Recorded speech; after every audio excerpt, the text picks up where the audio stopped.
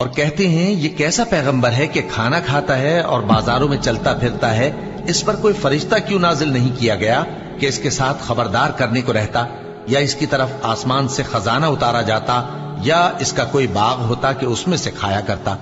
اور ظالم کہتے ہیں کہ تم تو ایک جادو زدہ شخص کی پیروی کرتے ہو۔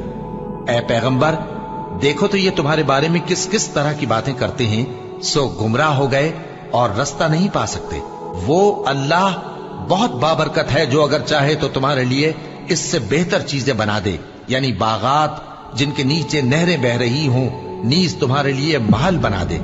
بلکہ یہ تو قیامت ہی کو جھٹلاتے ہیں، اور ہم نے قیامت کے جھٹلانے والوں کے لیے دوزخ تیار کر رکھی ہے، جس وقت وہ ان کو دور سے دیکھے گی تو غضبناک ہو رہی ہوگی، اور یہ اس کے جوش غضب اور چیخنے چلانے کو سنیں گے۔